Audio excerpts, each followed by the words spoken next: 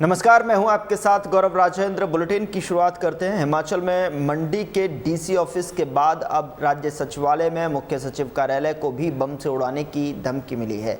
Police ने इसके बाद सचिवालय में सुरक्षा बढ़ा दी। बम निरोधक दस्ते, खोजी कुत्तों के साथ मुख्य सचिवालय कार्यालय की जांच की गई है। आपको बता दें कि लेकिन जांच में कुछ नहीं मिला है। धमकी भरे ईमेल के बाद सरकार सतर्क हो गई है। इसके बाद आज सचिवालय और मंडी के डीसी ऑफिस में जांच के बाद ही सभी लोगों को प्रवेश दिया जा रहा है। मुख्य सचिव प्रबोध सक्सेना ने कहा कि 2 ईमेल प्राप्त हुए। एक ईमेल मुख्य सचिव कार्यालय और दूसरा ईमेल डीसी मंडी को मिला है और इस तरह के ईमेल उत्तर प्रदेश में भी कई जगहों के डीसी को मिले हैं। साथ टाइमिंग करना चाहेंगे वो इन विस्फोटकों को। तो हमने और ऐसा समाचार पत्रों में निकला है कि ऐसी ही मेल्स और धमकियां जो है वो उत्तर प्रदेश में भी कुछ जिलाधीशों को गई हैं। लेकिन इसके हम लोगों ने कल इस पे पूरी कार्रवाई की।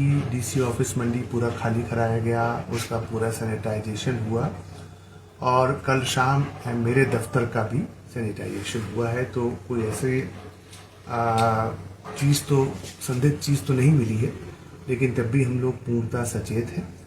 मैं लोगों से ये कहना चाहूँगा कि रिसेंटली ऐसी कुछ घटनाएं, ऐसी कुछ ईमेल आपने दिल्ली के स्कूलों के बारे में भी सुनी थी और एयरलाइंस के बारे में भी सुनी थी और फॉर्चुनेटली कहीं कोई इसमें सत्यता नहीं पाई गई। तो हम लोग प्रयास कर रहे हैं ये पता करने का कि ये मेल कहाँ से आई है, जो कि कठिन कार्य है, लेकिन उसमें अगर केंद्रीय एजेंसियों की सहायता की आवश्यकता होगी तो उनसे भी। राजस्व बढ़ाने के चक्कर में शराब के ठेकों की महंगी नीलामी के चलते 240 ठेके नीलाम नहीं हो पाए हैं, जिसको देखते हुए हिमाचल में सरकार ने सरकारी कॉरपोरेशन के माध्यम से शराब बेचने का मन बनाया है। प्रदेश सरकार ने लगातार अपने तीसरे कार्यकाल में शराब के ठेकों की नीलामी का निर्णय लिया था। इस बार शराब से 2850 करोड़ का राजस्व प्राप्त करने का टारगेट रखा गया, लेकिन 2 बार नीलामी प्रक्रिया पूरी करने के बावजूद भी प्रदेश में करीब 240 ठेकों की नीलामी नहीं हो पाई है। अब सरकारी एजेंसियां हिमफेड, एचपीएमसी, वन निगम, सिविल सप्लाई कॉरपोरेशन और नगर निगम शराब के बचे हुए ठेकों को चलाएंगे। आपको बता दें कि ये जानकारी उद्योग मंत्री हर्षवर्धन चौहान ने शिमला में मीडिया से रूबरू होते हुए दी। उन्होंने कहा कि नीलामी के बाद जो ठेके रह गए हैं उनको अब एग्रो इंडस्ट्री कॉरपोरेशन, हिमफेड और एसआईडीसी के माध्यम से चलाया जाएगा और इसके लिए बाकायदा बैठक में फैसला ले लिया है और 1-2 दिन में इन ठेकों में शराब बिकनी शुरू हो जाएगी। शराब के ठेके हैं, कैबिनेट ने क्योंकि फैसला किया है कि जो शराब के ठेके में 5 ज़िलों में नहीं बिके हैं उनको जो है बोर्ड्स एंड कॉरपोरेशन को दिया है, जिसमें HPSIDC है, GIC जनरल इंडस्ट्री कॉरपोरेशन है, सिविल सप्लाई कॉरपोरेशन है, फॉरेस्ट कॉरपोरेशन है, हिमफेड है। तो इनको कॉरपोरेशन को किया, इन कॉरपोरेशन ने सभी ने तैयारी कर दी है। आज हमारी जो है वो GIC की मीटिंग और HPSIDC के बोर्ड ऑफ डायरेक्टर्स की मीटिंग हुई है, जिसमें हमने MDs को अधिकृत किया है कि वो इन शराब के ठेकों के लिए जो भी औपचारिकताएं पूरी हैं उनकी हमने आज परमिशन दी है और 1-2 दिन में जो है वो ऑफिशियली जो है इन ठेकों को जो है जो कैबिनेट ने हमें अलॉट किए हैं हम उसको ऑपरेट कर देंगे, क्योंकि ऑपरेट कर देंगे। हमने तैयारी कर दी है। जो फाइनेंशियल पावर्स देने की बात थी या रेंटों पे दुकानें जो वेंड्स हैं उनको लेने की बात है और किस तरह से मैनेजमेंट होगा, एम्प्लॉइज़ जो है कर्मचारी फ़िलहाल हम जो है वो आउटसोर्स बेसिस पे रखेंगे। तो ये सारी औपचारिकता विस्तृत रूप से चर्चा हुई है और उसमें मेरे ख्याल 1-2 दिन में जो है वो खूब। पांवटा साहिब में उचित मुआवजे की मांग को लेकर किसानों का धरना लगातार जारी है। पांवटा साहिब के जो है भुप्पुर गांव के किसानों और तिब्बती समुदाय के लोग पिछले 1 महीने से अधिक समय से धरने पर बैठे हैं। इन ग्रामीणों का कहना है कि राष्ट्रीय राजमार्ग 72 में किए गए जो है भूमि अधिग्रहण के नाम पर उनके साथ धोखा हुआ है। वो किसानों का कहना है कि उन्हें मुआवजा राशि का सिर्फ 20% ही प्रदान किया गया है, जबकि उनकी दुकानों मकानों को तोड़ दिया गया है और ज़मीनों पर जो है बुलडोज़र चला दिया गया है। ऐसे में किसान लंबे समय से मुआवजे की मांग कर रहे हैं। लेकिन राष्ट्रीय राजमार्ग प्राधिकरण किसानों की मांगों पर सुनवाई नहीं कर रहा था। उधर इस संबंध में स्थानीय विधायक जो है सुखराम चौधरी ने कदम बढ़ाए और पूर्व केंद्रीय मंत्री अनुराग ठाकुर के साथ में मिलकर केंद्रीय भूतल परिवहन मंत्री नितिन गडकरी से मुलाकात की है। विधायक ने बताया कि केंद्रीय मंत्री ने इस संबंध में 15 दिनों के भीतर उचित कार्रवाई करने के निर्देश दिए हैं। सुखराम चौधरी ने उम्मीद जताई है कि अब किसानों की समस्या का स्थायी समाधान हो पाएगा। हम यहीं पढ़ाएंगे तो यहीं पढ़ रहेंगे। क्या समझ गए दुख हो रहा है किसी के न हो, पर अब मैं बोल रही जूंदी बदल रही बोतल लेना बढ़ जो यहाँ ऊपर माँ जो कि बोतल लेन बढ़ागा तुम्हारे तो अच्छा नहीं होगा। 3 साल हो गए हमारे को लारे लगाए हुए कि आपके पैसे डाल रहे, हमारा पैसा कोई नहीं डाल रहा। हमारी दुकानें थी, दुकानों के लिए इन्होंने नोटिस देने शुरू कर दिए कि दुकानें तोड़ो। हमने दुकानें भी तोड़ दी और हमारे को पैसा कुछ नहीं दिया। अब बच्चे हमारे घर बैठे, हमारे पास इतनी जगह जमीन है नहीं, यही है थोड़ा थोड़ा खाने के लिए, और हम घर से बेघर कर दिया इन्होंने। 10 महीने हो गए दुकानें टूटी हुई।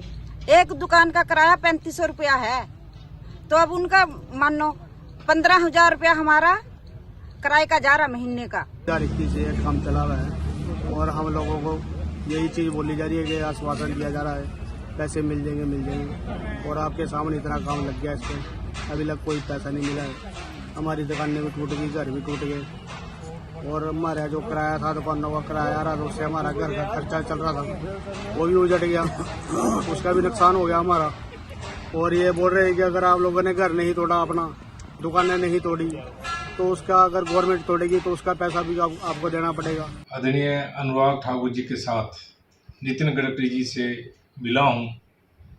जो ये हमारी सड़क है बलूपर देहरादून पौंटा साहब भूप पर जो सड़क बन रही है NHAI में, जो हमारे किसान मुआवजे को लेकर धरने पर बैठे हैं, मैंने विस्तृत रूप में आदरणीय नितिन गडकरी जी से बातचीत की है। उन्होंने मुझे आश्वासन दिया है और संबंधित अधिकारियों को टेलीफोन पर आदेश दिया है कि 15 दिन के अंदर अंदर इस मुआवजा राशि को तय करके किसानों को। बीजेपी प्रदेश महामंत्री बिहारीलाल शर्मा और प्रदेश मीडिया प्रभारी कर्ण नंदा ने कसुम्पटी विधायक विधानसभा के क्षेत्र ग्राम पंचायत ब्लॉक दरभोग देहना में डॉक्टर भीमराव अंबेडकर सम्मान अभियान के अंतर्गत घर घर संपर्क योजना चलाई है। कार्यक्रम की अध्यक्षता मंडल अध्यक्ष राहुल ठाकुर ने की और इसको लेकर बीजेपी प्रदेश महामंत्री बिहारीलाल शर्मा ने कहा कि कांग्रेस ने हमेशा डॉक्टर अंबेडकर को राजनीति से बाहर रखने का प्रयास किया है। डॉक्टर अंबेडकर को संविधान सभा चुनाव में कांग्रेस के विरोध के कारण हार का सामना करना पड़ा, जिसकी अगुवाई बॉम्बे के जो है प्रीमियर BG खरे ने की और बंगाल से जोगेंद्रनाथ मंडल के समर्थन से जो है वे चुने गए। लेकिन कांग्रेस की ओर से 12 साल जेसोर, खुलना और फरीदपुर जैसे क्षेत्र पाकिस्तान को सौंप दिए जाने के बाद उन्हें पुनः चुनाव लड़ना पड़ा। वहीं कार्यक्रम के दौरान बीजेपी प्रदेश मीडिया प्रभारी कर्ण नंदा ने कहा कि कांग्रेस ने डॉक्टर भीमराव अंबेडकर का हमेशा अपमान किया। अंबेडकर संविधान के संरक्षक रहे, जबकि कांग्रेस संविधान की भक्षक बन गई। भारतीय जनता पार्टी हिमाचल प्रदेश 14 अप्रैल 2025 से 25 अप्रैल 2025 तक डॉक्टर भीमराव अंबेडकर की जन्म जयंती से पूरे देश भर में समाज जीवन में जो प्रबुद्ध लोग हैं उनसे संपर्क का अभियान हमने चलाया है। और उस संपर्क अभियान के अंतर्गत ही आज हम कसुम्पटी विधानसभा क्षेत्र के यहाँ ब्लॉक पंचायत में आए हैं और हमने यहाँ अपने अनुसूचित समाज के प्रबुद्ध जनों से संपर्क करा।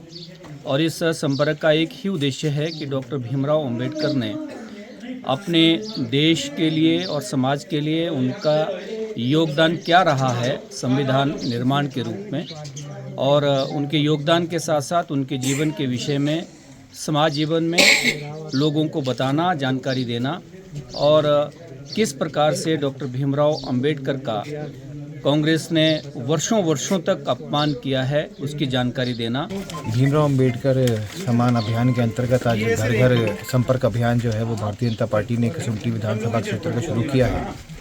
इसमें जो है हम एक पत्रक जो है वो घर घर पहुंचाने का प्रयास कर रहे हैं और जिस प्रकार से कांग्रेस ने भीमराव अंबेडकर जी का अपमान किया, उपेक्षा करी है, उसके ऊपर जो है हम इस विचार को जो है वो घर घर तक ले जाने का प्रयास कर रही है। कांग्रेस पार्टी लगातार जो है वो जो संविधान है उसकी रक्षक तो नहीं बन सकी पर भक्षक जरूर बन गई, और संविधान के बारे में दुष्प्रचार जो है वो कांग्रेस पार्टी ने पूरे भारतवर्ष में किया।